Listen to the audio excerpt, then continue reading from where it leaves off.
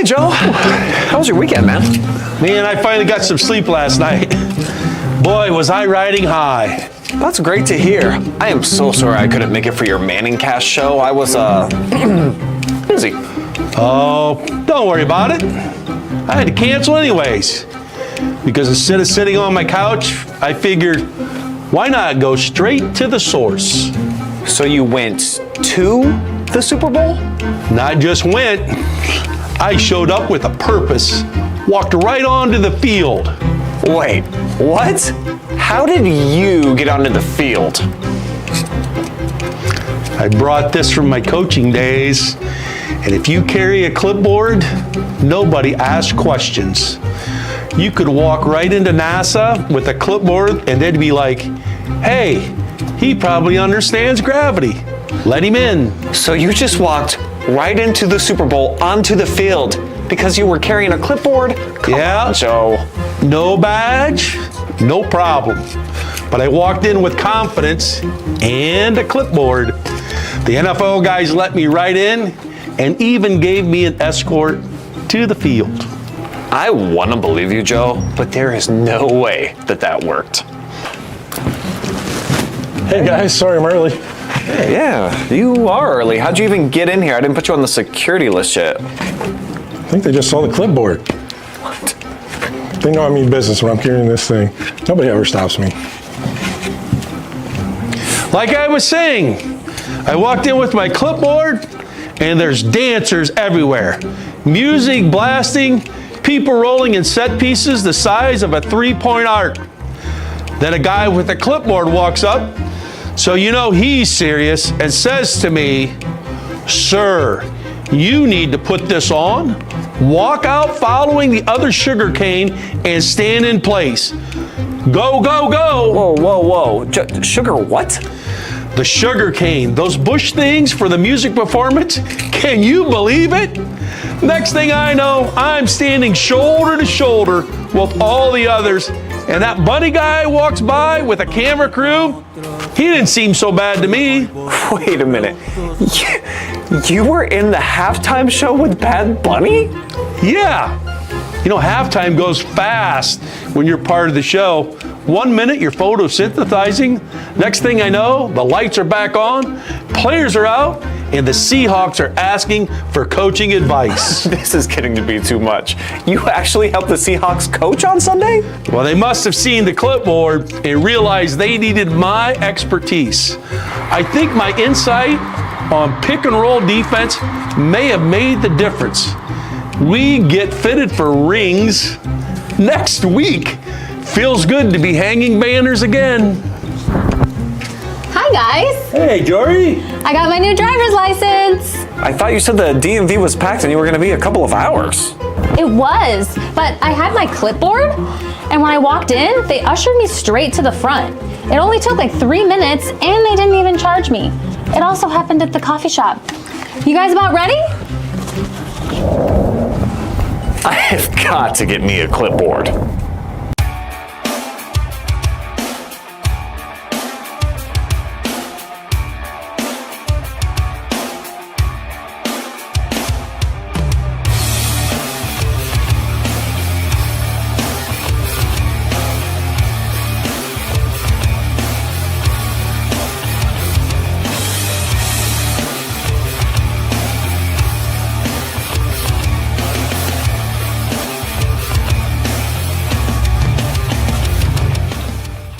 Well, we're here with our resident basketball expert, Jake Furr, and Jake, it's kind of hard to believe we're at that time of year already that the girls' tournament draw for Divisions 3 through 7 have already taken place. Teams have put themselves on the bracket, so we're going to try to take a look at some area teams and maybe kind of see what their path would be on the tournament trail if they're able to make a run to date. Yeah, that's it. So let's take a look at the D3 Northwest District, and kind of I think the team we take a look at this area team we'd like to maybe talk about is Madison, and you've covered them a little bit this year, and Doug Rickert's done a really good job there. Yeah, absolutely. Doug has kind of turned that thing around, has all the girls playing extremely hard, defensive mindset like he always kind of carried with his boys' teams, just kind of all for one and one for all kind of thing. So I've been really impressed with Madison this year so far. They kind of really turned things around. Took a bye right into the district semifinal, which is always a pretty good thing that if you don't have to play that sectional game. But they'll get the winner of Columbian and Ontario. I think could be a pretty close game. Ontario has a nice little inside presence. Columbian's pretty good. But I can see Madison kind of coming out of that and playing in a district championship, just based off of their quality wins that they've played in the OCC. The OCC is a pretty tough conference. Gave Ashland a run in the second game they played. So I really like Madison's chance of playing for a district championship. Yeah, and I mean, I think that as we start looking at these brackets, people are like, we're Toledo Central Catholic. Yeah. Well, with the 7 divisions, it's changed a lot of looks. But again, I mean, give Coach Rickard a lot of credit at Madison for the quick turnaround that he's done with that program already. Yeah, and it's amazing how much he's kind of gotten the girls to buy in. He's a little bit older of a coach who's been around the game for a long time, around high school athletes for a long time, and he can still relate to those kids. And the other thing, he takes a lot of pride in Madison. Yeah, Graduate of Madison, coach there, taught there, administrator there. So I guess maybe it's surprising in a way, but to me and you, not really surprising. No, not at all. Not at all. So let's take a look at the D4 Northwest, and let's take a look at some of these matchups. I really like Shelby. I know they kind of haven't had the year that they've had in the past, but they're starting to get healthy a little bit. Chloe Mahek should be back here in a couple weeks, well before this game is even played. So they go on the road to Clyde. I don't know if Natalie Lance has ever gone on the road for a tournament game. So I think that just kind of lights a little bit of a fire, but I think Shelby's kind of getting healthy at the right moment. Could make a little run here. Perkins, they'll have Perkins here, I think, at the end of this week. So if Perkins does pull off that upset over Genoa, it could be a little rematch where she kind of got a little bit of a scouting report. Genoa, I think any of those teams are really beatable for Shelby to kind of make a run. Well, Shelby hit that I don't know, lull or whatever. They lost a big game to Clear Fork. Yeah. Then I think they got upset with Ontario, but it sounded like after that game with Clear Fork trying to get the mojo back, and then they had some illness. They've had some injuries. Also a very young team. I saw them play right after Christmas at the shot clock shootout that we had in Canton. And number one, impressed, but you're always impressed with how hard Shelby plays. Yeah. So that you're going to get that effort. As you mentioned, bringing back Chloe Mahek, a key component. This could be a team that could kind of surprise some people and make that run. I agree. After that Clear Fork game, we talked to Natalie. She had no voice. She was sick. So the coaches were sick. The players were getting sick. So, and then Chloe got hurt there in that Ontario game at the end. I don't think that really had any difference in the outcome of it. But since then, they just kind of struggled to score. When you're losing a double every single night, it's kind of tough. And when the thing is when it's hard for your team to score, it makes every possession so much more important. And of course, as we know, when you get to tournament play, it could be 1 or 2 possessions in a game that make a difference. But Shelby, great experience in tournament, got the tradition. Those kids are going to understand what it takes to win a few games in the tournament. Yeah, when you have a coach with 250 wins under a belt, you kind of always lean towards her. Pretty good. Yeah. All right, let's take a look at D5, the Northwest. This one's probably my favorite out of any district that I'm going to get to cover, man. It's loaded with talent. Clear Fork at the top, the number 1 seed, going for a second straight district championship. Just won their league title for the first time since '04. I think we can kind of pencil them in to advance. They beat Galleon twice this year by quite a bit. Then you look at their next opponent, could be Willard or Huron. I'm taking Willard in that one. And man, what a semifinal that could be. Wow. Willard has done a very good job of kind of turning that program around. Bedingfield is just such a good coach. I mean, that's like an old school district semifinal compared to some of the district finals we have now with 7 divisions. Yeah, it's not watered down if that's the word around, but that's one heck of a matchup. That could be a district championship matchup right there. Yeah, that easily. I mean, I just saw Willard play on Monday night, and boy, Coach Bedingfield, has she done a great job with that team. I mentioned the most impressive thing I saw about them was just how every time one of their girls caught the basketball, they caught and faced the basket. Yeah. And they were going against uppers pressure, and it wasn't 8 or 9 dribbles. It was one dribble, a pass, and then another pass, and then a layup. They were really good. But they're gonna, if they get that matchup with Clear Fork, they're gonna have to do that because of the pressure that Clear Fork puts on them. Yeah, and it's going to be a rematch of last year's district championship game. So both teams know each other very well. Both coaches know exactly what they're going to do. They've studied really well. And yeah, Clear Fork's pressure is very tough. But Bedingfield's daughter wasn't in that game. Reese wasn't in that game last year. She's back this year, playing pretty well. Kind of coming back from that knee injury. Yeah. So I mean, it was interesting. I had a chance to interview her early in the year, and then just to watch her play. I mean, a severe injury at really about this time of the year, a year ago, and able to get back to play at the beginning of the season says a lot. And I remember her talking about it was not easy. Yeah. So you give her a lot of credit, but that could be a great matchup early in the tournament. Yeah, I love Clear Fork's game. I love what they do. They know what they want to do. They stick to it, and they're going to shoot a lot of threes and get out and run and pressure and offensive rebound. So. I'm super excited for that one. Then the bottom half of that bracket is just such a tough one too, because the number 2, 3, and 4 seeds from that other pod decided to jump down there to maybe meet Clear Fork or Willard in a district championship game instead of playing against OG up in the top. So it seems like everybody's trying to avoid OG, which I guess with the tradition they've had. Yeah. And we talk a lot about it, the tradition in the boys, but the girls had a great tradition here lately also. So we got Travis and Jonathan. Thanks for joining us.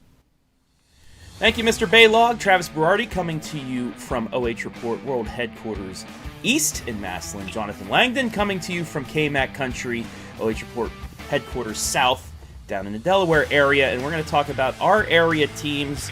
And Mr. Langdon, since you're down in the Columbus area, let's start with that and start in Division 3, or Division 4, I should say, with Buckeye Valley. Yeah, Buckeye Valley's been a fantastic team to follow this season. It's great to see the success they had even last year. They had 24 wins, which is a program record. And here they are teetering towards that as well this year. They actually ended up as the number 1 seed in Division 4 in the Central District. So they got a pretty nice path with a lot of teams opting to avoid them in the bracket. As you see on your screen right now, they're going to take on Licking Valley. That's the 12 seed. That's actually the lowest seed. They're in that district, and then the very next game, if they win that one, likely going to win it, they will play Columbus East, which is the 11 seed. So those first 2 games looking really fruitful for Buckeye Valley this year, and then you move on, and then if you win that game, you move to that district championship that will be played at Zanesville, and then Columbus International is the lowest seed, or I guess the highest seed that opted to join Buckeye Valley on their side of the bracket. They sit as the 3 at 14-5 on the year. So that's Division 4. Good breakdown there. On the other side, just to kind of point out some names, you got the 2 seed London, which is always good in Division 4. You've got the 3 seed International on their side, but the number 4 seed then would be Bishop Reedy, and they would likely play a district championship over at Bluffton. So when you look at the locations, you can see why Buckeye Valley opted to go into the district with Zanesville rather than going all the way up to Bluffton. And then let's jump up to Division 5 quickly. This is jam-packed. This might be one of the most competitive districts, not just in the Central District, but in the whole state of Ohio. I mean, there are so many teams here, and we're going to spotlight Centerburg first. They're in Central 1 along with the 1 seed Columbus Academy. Mind you, Centerburg only lost 3 games this year. They are the 8th seed. They're going to be playing up against Utica on the road on Saturday. So the Redskins are going to give them a really tough battle. However, I think Centerburg's strength of schedule certainly did not bode well for their seeding, but I think they have the edge here over Utica, and they could potentially get an upset in that one. And I think there's going to be a lot of upsets in this district in Division 5, so keep an eye out for that as well. So you've got one of the upsets that I kind of want to talk about, Travis, as you say that, but your Northmore Lady Golden Knights are 15 in this district, and they drew pretty well. Yeah, they drew pretty well. They're going to be playing Pleasant, which is only about a 40-minute drive, so that's a 10-15 matchup that we could very well see an upset in. Yeah, the Lady Knights they've been playing pretty good basketball. They took Centerburg down to the wire. played with Fredericktown. Games they gave up late. They lost to another KMAC champ in Loudonville, who is a high seed in the Northeast District as well. So we'll see what they can do against their MOAC opponents. But if they do make it past there, it's looking like they're going to have to play Afrocentric, who went to a regional championship last year. So that's going to be a tough task. But Taylor Tackett's team in a pretty good position to at least win a sectional championship this year, as the Lady Knights are on the bounce back. And then to jump back to Centerburg, talking about their team, Coach Bill Abner, they went through some adversity this year. They had some tough losses, especially against Loudonville, a team that they ended up splitting the KMAC with, but they learned from those mistakes. There are a lot of things that they know that they could be exposed to, knowing that scouting reports are usually really good once you get to this time of the year. So they're going to be ready for Utica, I think. And despite being on the road, they have a good chance to win there with their 5 seniors that are going to be playing for their careers. You talked about Fredericktown a little bit. They're also in this division, in this district. They're the 11th seed. They could be another team that pulls an upset if they get number 7 Fairbanks on a good day. Yeah, I mean, the Freddies, they were kind of like an off and on team this season, but when they are on, they have the ability to play some good basketball, and we'll see what that has to do with their bracket. But let's go back to Central 1 real quick and talk about the number 1 seed, because we may be seeing a little bit more of them over the course of the tournament. Yeah, shout out to Columbus Academy. Just got to go see them the other day when they played Buckeye Valley for a CBL title. They got the close win there and just pulled away at the end. I'll tell you what, Travis, this team very much deserves that 1 seed despite all of the kind of chaos in the district, considering that there's so many options for the number 1 seed. But I think they were chosen correctly with that RPI. It seems like this team just plays better when they're under pressure. They were down for the majority of that game against Buckeye Valley, pulled back in the second quarter, finished it out well, and they're going to be sitting, I believe, 20-1 right now on the year, and it's going to be exciting if we're able to follow them the rest of the way, as things are looking like it's going to fall into place for that. They'll play at home on Saturday at 1 o'clock. They play the winner of Columbus School for Girls, the 9 seed, and then Grove City Christian, the 16 seed. And Columbus School for Girls, of course, in the same conference as Columbus Academy. They swept them in the regular season. They're favored to face them again, but they did play close in a couple of those games, so that could be one to watch too. Yeah, and both of those Central District regions go to Mansfield Senior. Possibility to see them play maybe a Clear Fork or somebody like that, and Ottawa Glandorf maybe coming down as well. So we'll have some good basketball to be seen there. Moving on to my teams out here in Northeast District land. We'll start in Division 6 in the Mapleton Lady Mounties, 11 seed in the whole Northeast District. They had a couple of opportunities to really boost their profile, especially that game against New London, just unable to get it done. So they dropped down a little bit at the number 11 spot. They will host, though, number 12 McDonald in a sectional championship game before possibly taking on Grand Valley at Grand Valley. Unless New Middletown Springfield upsets them, then they would play another game at home. But Mapleton, you got the Helixsons, you got the Hesses, you got Coach Hess, a team that can turn you over a lot. And you know what? If it wasn't for, getting into some foul trouble against New London early on in that game at home, they probably share the Firelands Conference Championship. So New London, for Mapleton right now, they have a decent opportunity, a district championship matchup. The only other team with a high seed higher than them, other than Grand Valley, is the number 2 seed. That's Canton Central Catholic at the top of the bracket. They'll take on East Palestine or Youngstown Valley Christian. That's a 23-27 matchup, and then possibly Kirtland, a number 18 seed, as they take on Oberlin in their games. So only 3 high seeds in the top 15 playing in this bracket, because everybody's trying to avoid Canton Central Catholic, but the Mounties, they're going right at them. Yeah, and it's exciting. It's a team that we knew coming in had very high ambitions for the season. Usually whenever you sign up with the OH report, it means you're destined for a playoff run. So it's time for them now to put up or shut up, and I'm excited to see what happens. And speaking of New London, we'll go to the D6 Northwest 1 bracket now, as New London's the number 2 seed in the Northwest District. However, the number 1 seed, they went the other way. So there are actually 2 number 2 seeds in this bracket, 2 number 3 seeds, 2 number 5 seeds, a number 4 and a number 7. That's how you get with these pods now, that you can get multiple seeds. So both number 1s going the other way. So that's a good sign. But the other number 2 seed at the top of the bracket, that's Ottawa Hills out of Toledo. They'll take on Montpelier, the number 7 seed. Winner will take on Evergreen or Liberty Center to 3-5.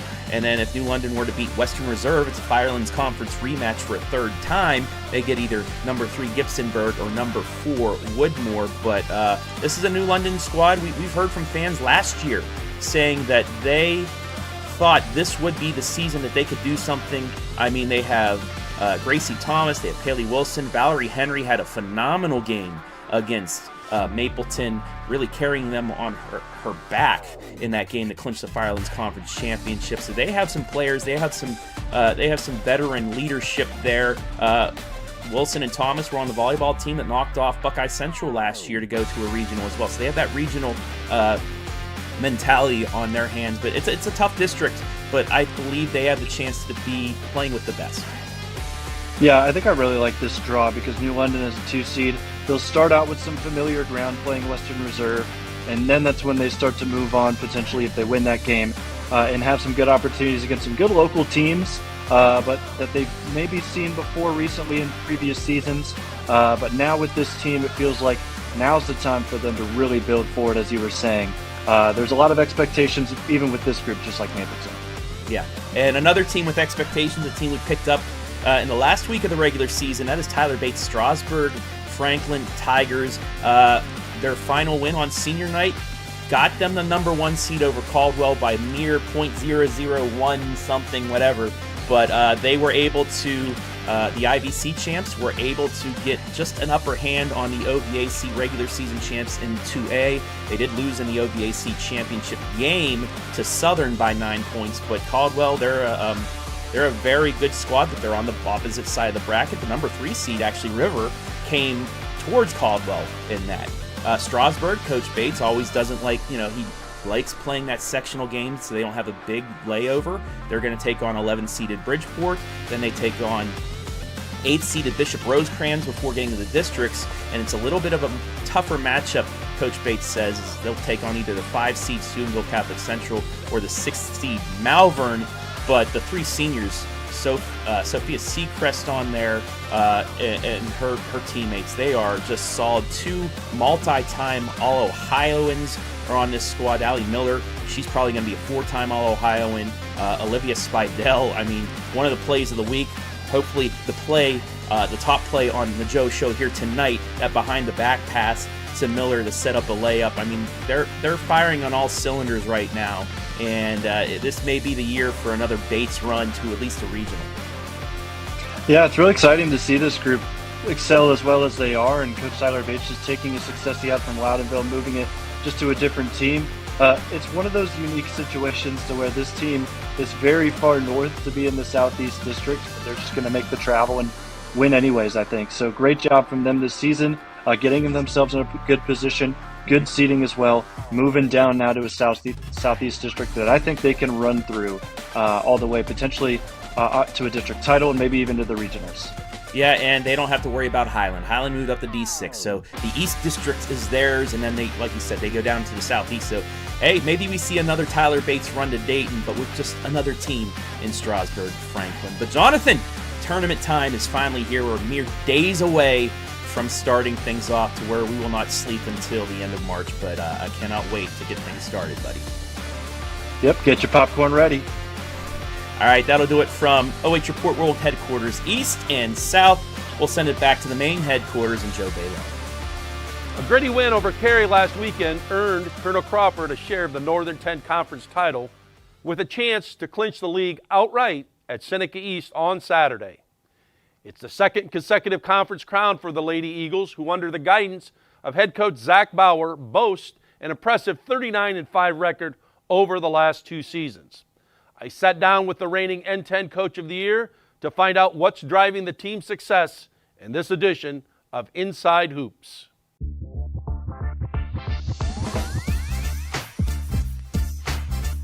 We're here with Zac Bauer, the Colonel Crawford Lady Eagles, on this edition of Inside Hoops. So, Coach, last year you won the N10 with a record of 12-2, finished the season with an overall record of 21-3, outstanding. And currently you sit on top of the N10, I believe, at 12-1 with a big win over Cary on Saturday. And you're 18-2 overall, and you have a non-league contest with Ontario on Thursday. Then you wrap up the league with Seneca East. for an outright championship, possibly on Saturday. So, first of all, what expectations did you have of this team when you started practice at the end of October? Well, after going through the summer, we knew there was going to be some turnover with losing some leadership that we had, from our core last year with Mira, Holt, and Gabby Roston, been 3-year players for us, starters for us, and pretty consistent leaders. So we were looking for a leadership turnover and figuring out how we could kind of replace that leadership and who we're going to fill those roles. And once we got that figured out, really, it was just about seeing kids develop as the season went and finding ways to challenge ourselves in scrimmages and kind of keeping our composure after we were tested, on the scrimmage trail there before our first game. And we knew we had kids that were talented. It was just, could they be consistent as sophomores or maybe first-year juniors playing varsity basketball, and one of our kids is a freshman that we're playing, and how could they make the jump and how quickly could they do it? Well, you have 2 seniors, Lexi Durr and Elizabeth Amon. What's their leadership meant to this team? Because you talked about that was one of the things you were trying to figure out. Well, Lexi Durr was our first freshman. Our first year, she was a freshman, and now she's kind of been around the block and knows what it's like to be the young kid with an older group. And so she's done a really good job building the cohesiveness of our team and stepping out of her comfort zone of being kind of an introvert. And she's been really vocal and used her voice and really pushed our culture forward. And she's really inclusive, and she's kind of a connector for us. And then, you referenced Liz Amon, who doesn't get a lot of floor time, but she's done something that I think a lot of successful teams have, and she's kind of found a way to measure her value to our team outside of playing time. And she's found ways to contribute vocally and emotionally and push kids forward without being out there physically being able to do that a lot. And in conversations that I've had with her, it's something that I really would have struggled with because I wasn't emotionally intelligent enough as an 18-year-old kid to do as a player. Sometimes I still struggle with leadership vocally as an adult. So that's an adult thing to ask a kid to do, and she's done a really good job of it. Yeah, and I think I think Coach Shell and he talked a little bit about this, the me, my attitude. You don't get a lot of seniors that want to be a part of it and be but as you mentioned, she's a very important part of that too. So at this time of the year, I think practices have changed. Maybe talk a little bit about as you're wrapping up the regular season this week and getting ready for tournament. Kind of what's a typical practice look like for the Lady Eagles? Usually we're on the floor about 90 minutes, and so if we want to cover a lot of things, you can know this well as anybody, your segments have to cut down. It's the instruction time should be a little shorter because by now things are kind of running themselves. So it can be 20 seconds of instruction or focusing, and then 4 minutes of action or 4.5 minutes of action, because the standards there and the expectations set, and now it's just kind of polishing things. And with league rolling around the second time, we have some systems in place of things we know what we need to do. So it can be shorter and faster, just smaller increments for us. I know you have some goals you want to achieve here in the next week. With the league title outright, and then of course in the tournament. This team, we talked a little bit about it. You talked about leadership, and you have a freshman playing. But what's made this team somewhat special this year? I really think that our culture's been really good this year. And that starts with Lexi and Liz, and the younger kids kind of buying in and feeling like they're peers with older players that they've seen play. It would be easy to be intimidated by Lexi Durr, who we've watched play since she's been a freshman. And not only has she done a good job of welcoming the younger kids into our program, but they feel like her peers. And if she has to kind of course correct them or give them some feedback, they don't take it personally. They take it like she's calling them up and not out. And part of that has to do with how she words things to them, the tone she uses, and the expectations that our sophomores, who are seasoned sophomores now, and Reese, our freshman, take the feedback that she gives them. They take it and they listen to the words that she says, and they apply that to the next situation. And that's, I think as coaching, it's sometimes, I found in my years of coaching, you have teams where sometimes those seniors don't accept the younger kids because it's like, hey, you're taking time away. But I think when you have really good teams, you build on that kind of chemistry. Tournament draw, you had it. I think coaches take different approaches. Sometimes everybody has a philosophy, hey, we're going to play, we're going to take a bye, or sometimes it depends on the year. But, You know, I believe the draw was yesterday, and you guys have chosen to play and not taking a bye. Maybe talk a little bit about your approach to tournament draw this year, and maybe just in general, how you try to approach the tournament each year. You know, it was really interesting this year with the way that our district was set up, because a bye would get you to the district semifinal and not a sectional final. And typically we take the bye. Yep. You know, you take the bye to the sectional semis to go to the sectional finals. That's been something that I've done every year as a head coach, and that I was kind of accustomed to as an assistant in my years being an assistant. You take the bye to the sectional final, and with this being year 4 for us as a program and me as a head coach, we looked at not only the time off in between. You know, our last game's next Saturday. It would be 11 days till we play again. Yep. That's a long time, that especially is a long time. This time of year. You know, early in the year, 11 days of practice is fine. Yep. Now you think 11 days of practice, and what are you going to do for that amount of time? So that's the first thing. And the second thing is, you know, the opportunity to play for a sectional championship is really special. And you get to play at home. And we get to play it at home, and you know, I think about our 2 seniors, and you know, we're very fortunate right now that we do have a share of a league championship, and that they can put a banner on the wall. But you can't underscore the value of, like, when you come back as an alumni in a year or 5 or whatever, and you get to see 2026 on the banner in the gym that you played in. That's really special. Or you see your team picture on the wall. To see a team picture on the wall, and to have that experience, to cut down the net as a kid in a gym full of people, in your home gym, in front of your family and your friends, that's really special. And that's something that I really took into account of, because I remember being that person as a kid that got to cut down the net as a sectional champion, and it meant a lot to me. So the time off and just the opportunity to play for a championship, you know, there's no guarantees in the tournament, but to get another opportunity to put a banner on the wall was really special for us. So we appreciate you taking a few minutes here to talk to us about your team and your program. And on behalf of the OH Report, wish you the best of luck this week as you wrap up the regular season. Then, of course, there's nothing more fun you've been involved with when you can win a few games in the tournament, man.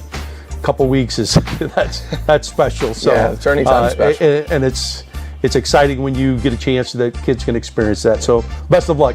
Thank you. Thanks. Yep.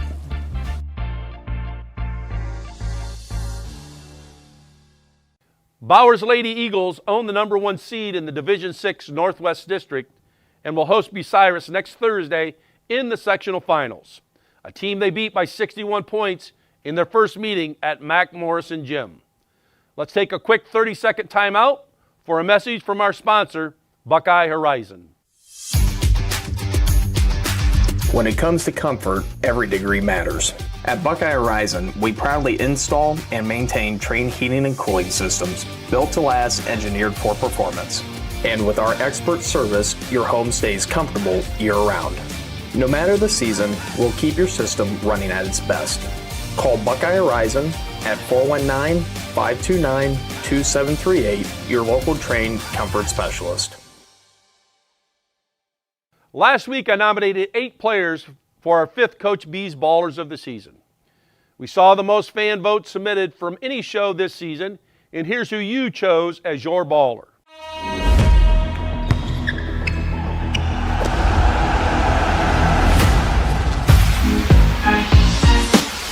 Congratulations to Bellevue's Ava Jacob and Tice, who earned more than 30% of the fan vote for her 19-point, 6 rebound, 3 steal performance against Avon Lake in the tourney tune-up. The freshman helped the Lady Red remain undefeated as the defending Division IV state champs increased their win streak to 31 straight. Now, let's meet this week's nominees for Coach B's Ballers. Our first nominee is Cale Lewis of the Hillsdale Falcons. Cale posted a big-time double-double in the Falcons' 66-37 win over Richmond last Friday night. Cale scored 16 points and grabbed 18 rebounds, along with providing 2 block shots. The Falcons currently stand at 11-7 on the season and 8-4 in the Wayne County League. Hillsdale will play Dalton on Friday and then match up with Mansfield St. Peter's on Saturday. Our second nominee is Cole Perry of the Monroeville Eagles. Cole posted a double-double in the Eagles' 58-53 win over Seneca East on Monday night. Cole scored 20 points, grabbed 11 rebounds, and swatted away 3 of the Tigers' shots. With the win, Monroeville goes to 12-5 overall and stands at 9-3 in the Firelands Conference. The Eagles are at Winford tonight in a non-league contest and then host Mapleton in a Firelands contest on Friday. Our third nominee is Katie Griffey of the Lucas Lady Cubs. This lone senior member of the Cubs squad made her senior night special as she scored 19 points, which included 3 baskets from beyond the arc, and she also added 2 assists in her team's win over Crestline. Lucas wraps up their regular season tomorrow night when they travel to Loudonville. Our fourth nominee is Allie Miller of the Strasburg Lady Tigers. Allie had a monster night performance on her senior night as she scored 19 points, 8 of those coming off second chance baskets, and also grabbed 11 rebounds. Strasburg currently stands at 16-5 on the season and are 13-0 in league play. The Tigers will wrap up their season on Saturday when they travel to West Holmes. Our fifth nominee is Carter Goon of the Crestview Cougars. Carter celebrated his 18th birthday with a game-winning shot in the Cougars' 47-45 win over Plymouth, the Firelands Conference League leader. Carter was dominant in this game as he scored 20 points and grabbed 9 rebounds. With the win, the Cougars go to 9-9 on the season and 8-4 in the Firelands. Crestville will host Western Reserve on Friday and then entertain Mansfield Christian on Saturday. Our sixth nominee is Ryan Brinkman of the Northmore Golden Knights. Ryan was a decisive factor in the Knights' comeback win over Mansfield Christian. As the Knights overcame a 12-point deficit, Ryan scored 17 points, grabbed 8 rebounds, and had 3 blocked shots in her team's 52-46 win. Northmore stands at 12-7 overall and 8-6 in KMAC play. The Knights are at Buckeye Central tomorrow and then wrap up the season as they host Ridgedale on Saturday. Our seventh nominee is Kendall Owens of the Columbus Academy Vikings. This freshman was phenomenal in her team's 43-35 win at Buckeye Valley on Monday night. She was locked in at both ends of the court as she scored 16 points, grabbed 6 rebounds, and had 3 steals. With this win, the Vikings go to 20-1 on the season and a perfect 15-0 in Central Buckeye League. After losing their season opener, the Vikings have now won 20 in a row and hope to make it 21 tonight as they travel to Bexley to wrap up their regular season. Our eighth nominee is McLaren Fry of the Central Christian Comets. McLaren went wild from beyond the arc in the Comets game at the Furnace against the Mansfield Christian Flames. McLaren knocked down 8 threes en route to 30 points on the night, and she also added 5 rebounds to her stat line. The Comets will wrap up their regular season when they travel to East Knox tomorrow night and then open tournament play on the 21st at Lowville. Our ninth nominee is Brayden DeVito of the Shelby Whippets. Brayden had a career shooting night last night at the Iceberg in Margaretta. He knocked down 9 threes en route to a game-high 33 points, and he also added 3 assists. The Whippets took the Polar Bears, one of the top teams in the state, down to the wire, but fell 70-54. Shelby currently stands at 11-6 on the season with 5 games in the next 8 days to wrap up their regular season.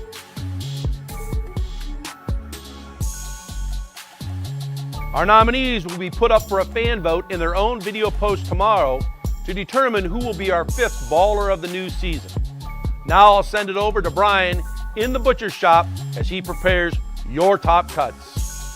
Thanks, Joe, and hello, Hoop fans, and welcome back to all of my repeat customers here inside of the butcher shop, where you already know I have been hand-selecting all of the very best plays that we had from this last week on the OH Report, and here they come, the 10 best of the week.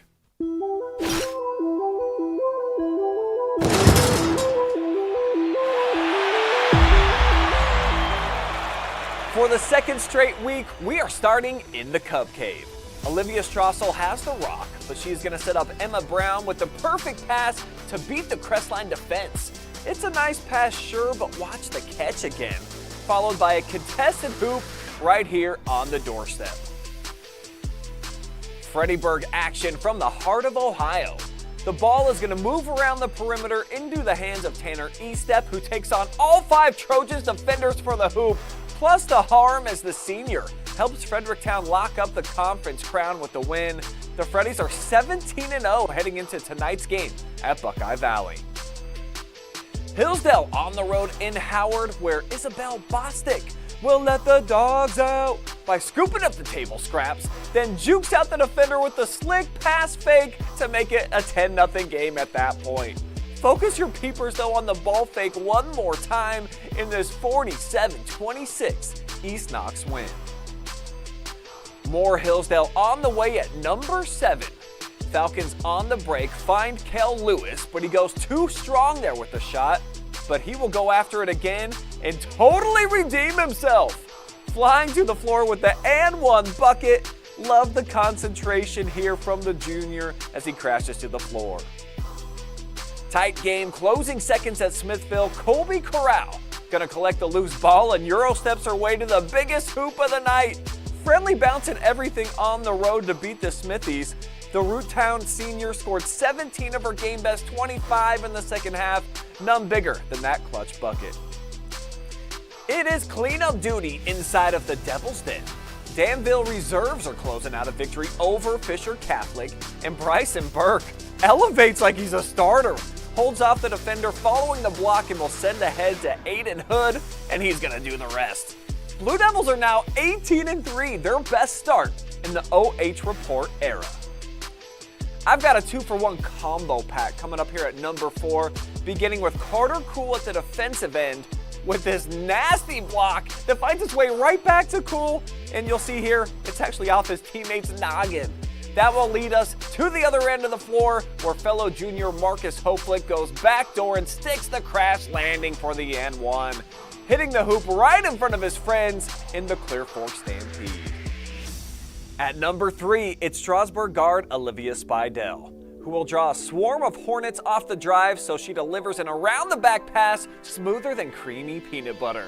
Allie Miller grabs a spoon and digs in. Awesome connection from the Tiger combo in a blowout win against East Canton. Last night at the Iceberg, Shelby looking to chop away at the Margaretta lead, but Julian Washington snipes in and brings everyone up to their feet with that crazy jam. The University of Toledo commit had 25 points in the Polar Bears win, showcasing his uncommon athleticism here with the still turn slam. But at number 1, we take you out to Plymouth for a tie game with just 3 seconds to go. And Carter Goons calling game off the glass. Crestview takes a walk-off win over the Firelands leaders with a buzzer-beating jumper. Icing on the cake for the Cougar senior who celebrated his 18th birthday with ice in his veins for your top cut of the week. It's pretty darn tough to compete with birthday boy aura, especially in the clutch like that. But do you feel like Carter Goon's bank job victory there just before the horn should be number 1? Was Julian's dunk better? Maybe Spidell around the back? You tell me in the comment section below. We're going to take a quick 30-second timeout. When we return, Joe's going around the arena with the reigning N10 Player of the Year. When it comes to comfort, every degree matters. At Buckeye Horizon, we proudly install and maintain Trane heating and cooling systems built to last, engineered for performance. And with our expert service, your home stays comfortable year-round. No matter the season, we'll keep your system running at its best. Call Buckeye Horizon at 419-529-2738, your local Trane comfort specialist. Earlier in the show, we checked in with Colonel Crawford's girls basketball team, who just clinched an N10 title. Now, it's time to hear from the boys, who can also earn a conference crown with the win over Cary on Friday. Leading the way for the Eagles again this season is reigning League Player of the Year, Brayden Holt, who has the highest scoring average in the N10 and ranks near the top in most statistical categories. I took a trip around the arena with Crawford's star guard to find out more about his basketball journey.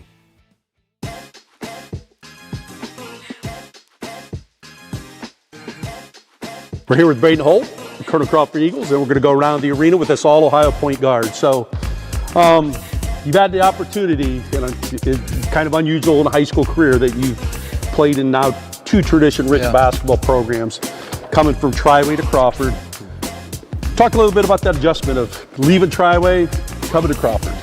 Yeah, I wasn't expecting. I'll tell you that much. It was hard for me, but I mean, I firmly believe that God had a plan for it, and for my whole family to come over here and just like the adjustments that they made for me and just for our whole family. I mean, coming in, first open gym, obviously knowing no one, so it's one of those things where over time started to get to know them and went to Eastern Ohio, and I feel like that was my first moment of like really bonding with those guys, staying overnight, playing with them, and just from there, just continued on, and I love it. Can't be more happy I came over here. Well, you came up at the right time because you guys had a record-breaking season last year, 25-2, made it to the state Final Four. But I don't think people knew when that season ended. I think it was less than a week after the season was over. You went in and had surgery on your shoulder and really were not able to do anything, I think maybe until what, about August? Yeah, basically. So maybe talk a little bit about how you handled that, because for me, if I was going to be a senior in high school, kind of the unsureness of what was going to happen, how did you handle that? Yeah, it was that Tuesday. Yeah, I think we played on that Friday, and we lost my head that Tuesday morning. And going in, I mean, I heard it during football, so I knew it was either get it done now, miss my junior year, or fight through it, and that way I could have a junior year and be able to play. And so I did that and waited, and going into that summer, like you said, I didn't have my first, like I wasn't able to throw the football, wasn't able to really do anything or shoot until about August. So this whole summer I was missing, not able to play, show up to everything and stuff like that. But your senior year, I mean, you look for it one more time and all those senior things, whether it's football, basketball, not being able to do it hurt. But just being able to take it one day at a time and just slowly recovering and getting it back, and thankfully we got it back. I mean, like, did you kind of reach out to anybody during that time, though? It was kind of somebody that kind of helped you through that? Just family and friends. I mean, I had family showing up from out of town. I had friends showing up all the time for me, like right after surgery. I had people coming over. It's the support I had from Crawford. I mean, it was bar none, so. You know, I think one of the things I've asked players too is like, hey, when you go through your junior or senior year, you're always looking, trying to improve. Well, you really couldn't do anything in the summer. But as you started this season, was there something that you were like, hey, I'm going to focus on this, that I want to get better at this than I was a year ago? Yeah, each year I'm just trying to improve on everything and how I view it. Is just always trying to get better at everything around the whole game. But I would say the most, like, two things was defensive end and rebounding, that kind of thing, and then also just being able to get to the rim more and finishing with layups, and that way I could also dump it off by getting to the paint and not being so much, and being able to be a three-way player. Well, you've scored, I think, over 1,500 points in your career. Came to a storied program here at Crawford. What's it meant to play with Coach Sheldon and this Colonel Crawford basketball team? It's awesome. It's unbelievable. Like I said, it's not something that I would have ever thought I would have been doing in my freshman or sophomore year. Never thought I'd been saying the words Colonel Crawford, to be honest. But coming over here and being blessed like this, and this whole community and these guys have taken me in, and the success that we've had, it's been an awesome ride. Well, usually in these interviews, one of the questions I ask is there's usually a person or persons that kind of influenced you and maybe have motivated you in your high school career. Who might that be? I'd say my family, but most importantly, mom and dad. They've always been there, from spending money on me to putting hours in AAU, whether that was camps, just in the summer by myself. I mean, they've always been there and pushing me, and it's hard to put into words how much time they've done for me. Is there any like college player or professional player that you kind of say, hey, I really like to watch that guy play, or maybe you've modeled your game after a little bit? I'd probably say Braden Smith from Purdue, the point guard. I like watching him, just the way he handles the basketball and ball screens and passing it and scoring. I mean, he's pretty fun to watch. It's pretty hard not to like him. Well, and I would say you have some of that same toughness, because I've seen you get double, triple teamed to get beat around quite a bit. He does also. You're not playing sports. Anything you like to do? Hanging out with family and friends. I like fishing. Just spending time with people. You get on the golf course once in a while and see a couple old guys there. Yes, on the golf course. Not very good. Well, you've had, you know, it'll be 2 years here at Crawford. Mm-hmm. What's your best memory so far that you've had? I feel like the most obvious one is the regional final, winning that, and spending time afterwards with those guys, bus ride home and hanging out. We all went back to Lucas Boy's house and we all hung out there for the night. But I feel just every day with like just the memories like in the locker room that people don't see, or going out to eat with them. I mean, that kind of stuff it's unseen, but that's some of the memories that you remember. As I mentioned, you know, you're in a point guard position. I think this team scouted, they say, we got to take this guy away. I guess we can look at it two ways. Toughest player or maybe toughest team that you've had to go against? Toughest player, my freshman year, I had to play Darren Peterson. He was in our league. We had to play him twice, so it wasn't very easy playing against him. I mean, just very smooth and easy as it's shown now. So it's kind of fun to watch him on TV, which you'll be on TV tonight. Yeah. Toughest team, I guess maybe the toughest team that you've had to go against as far as you personally, what they've done to you. Yeah, I mean, you always have to look at Berlin Highland. You always, Marion Local, those guys, they play physical defensively. It's one of those things where they're keying on you, and they're so fundamentally sound that it's almost, you just got to make sure you're on your A game, and small mistakes create bigger margins, and you just got to come back from that. But those guys are some of the top teams I've played. Well, appreciate you going around the arena with you. Best of luck. Thank you. Yep.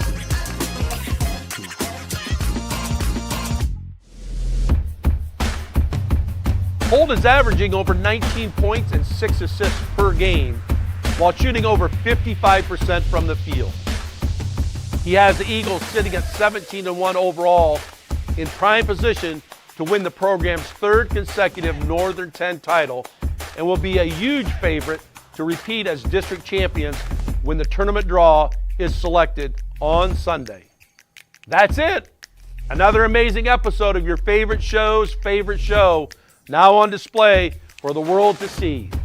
And now that I've proven my international appeal on the big stage, performing with my peer Bad Bunny at the Super Bowl, there's no telling how far this star will rise.